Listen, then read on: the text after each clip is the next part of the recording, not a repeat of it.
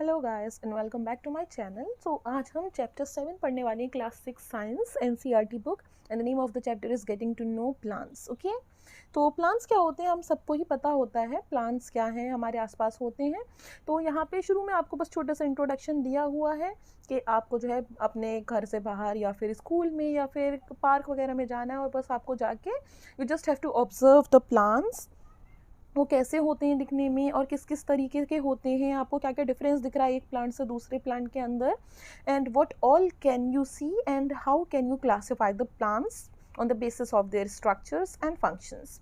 तो यहाँ पे कुछ एक डायग्राम है, यहाँ पे पार्ट्स ऑफ प्लांट दिए हुए हैं, आपको देखना है कि इस तरीके से एक प्लांट होता है, उसकी बीच में स्टेम होती है and it is surrounded by the leaves. यहाँ से लीव्स जो हैं इधर उधर से साइड से जो है ग्रो करना स्टार्ट कर देती हैं, और यहाँ पे ऊपर बड और फ्लावर भी होते हैं। तो basically it is the small structure, basic structure of a plant, और इसी को बोलते हैं कि प्लांट के पार्ट्स को क्लासीफाई करें तो हम कैसे करें। तो हमें इस तरीके से इनके बारे में भी पढ़ना है, और मैं आपको बताती हूँ कि पार्ट्स ऑफ प्लांट कौन कौन से हैं। ठीक है, तो आपको यहाँ पे दिख ही रहा होगा, ये 3 पार्ट्स हैं जो हमें पढ़ने, एक है हर्ब्स, श्रब्स एंड ट्रीज। ठीक है, तो आपने बाहर आप चले गए, आपने जैसे कि ये एक पार्क का एक पिक्चर बना हुआ है, you just went out to the park and you just saw that there are various plants. Okay, there are so many plants, and when you are just watching them you will see that yes there is a difference in each and every plant. okay, तो वो difference क्या होता है कि कुछ तो plants ऐसे होते हैं, like look here, कुछ उसके करेक्टर्स के बेसिस पे जो हम उनको क्लासीफाई करा हुआ है वो है हर्ब्स, श्रब्स एंड ट्रीज। तो आप देखेंगे इस पिक्चर में आपको यहाँ पे जो है ये हर्ब्स दिख रहा है, ये जो है श्रब है, और ये जो है ट्री है।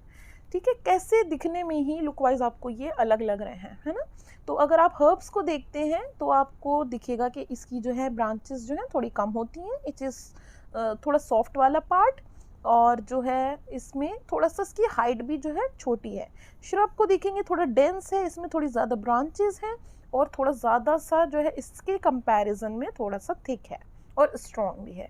और on the other hand if you will just look at the picture of this tree, you already know what a tree is. हम बचपन से ही ट्री की जो है डायग्राम्स वगैरह सब बनाते हैं, तो आप देख सकते हो कि यहाँ पे ट्री कैसा दिखता है। उसका एक मोटा सा ट्रंक होता है, स्टेम होती है, उसकी बहुत सारी ब्रांचेस जो है ऊपर की साइड होती हैं, और किस तरीके से वो कितना डेंस होता है, कितना स्ट्रॉन्ग होता है। तो ये 3 जो है आपकी क्लासिफिकेशंस हैं जो हमें अभी पढ़नी है। So let's just don't waste the time and just look at the definitions of each terms. Okay,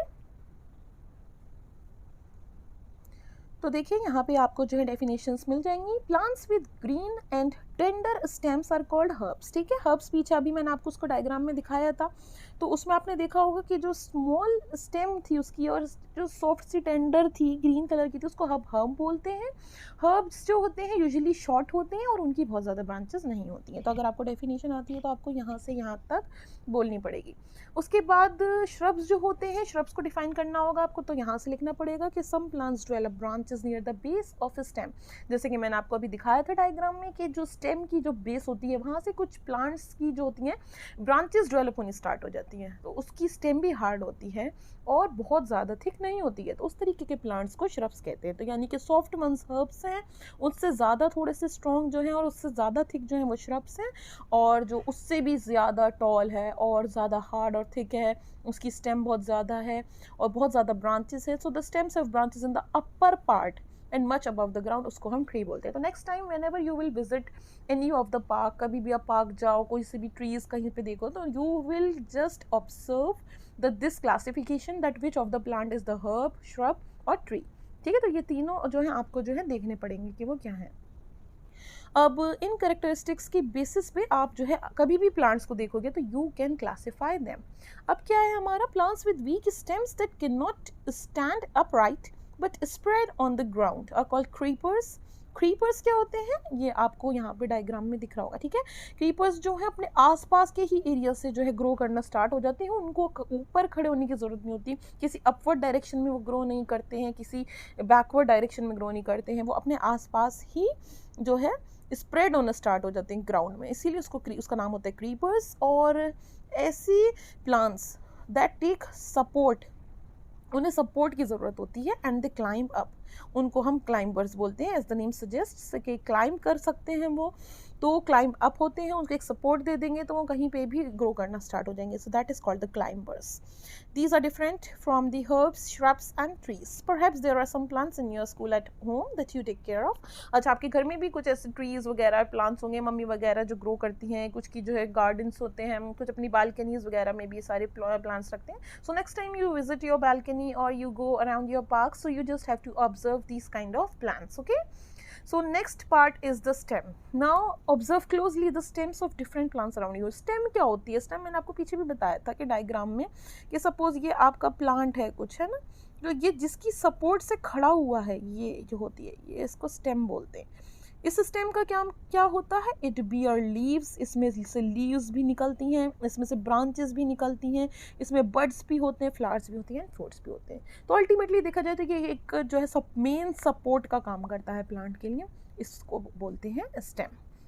stem की ज़रूरत क्या होती है वो यहाँ पे आप देख सकते हैं. एक छोटी सी एक्टिविटी यहाँ पे दिखाई हुई है कि आपने एक क्या करना है, एक प्लांट को लेना है और एक ग्लास के अंदर रखना है और उस ग्लास में थोड़ा सा पानी डालना है, उसकी स्टेम डिप्ड होनी चाहिए और उस पानी में थोड़ा सा इंक डाल देना है. थोड़ी देर बाद आप क्या देखोगे कि ये जो वाटर है, कलर्ड वाटर है, it will travel through this system to the other parts of the plant.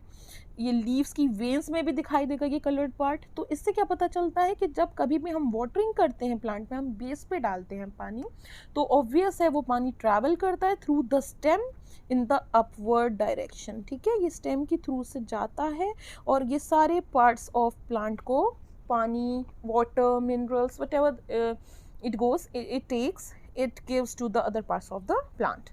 तो यहाँ से पता चलता है कि the stem helps in upward movement of water. The water and minerals go to leaves and other parts, plant parts attached to the stem. So this is the particular function of the stem. So whenever the question comes that what is the stem and what is the use of a stem, so you will have to mention here the definition, and then you can use you can just mention this use, that it helps in upward movement of the water, and the water and minerals go to leaves and other plant parts attached to the stem. ये आप microscope के through देखोगे, इसका literal version है. तो यहाँ से कि ये स्टेम होती है और इसको, इस वाले पार्ट को कट करके अगर हम यहाँ माइक्रोस्कोप से देखेंगे, so we will see this diagram. This is the lateral section. यहाँ पे लार्ज व्यू आपको दिख रहा होगा ये.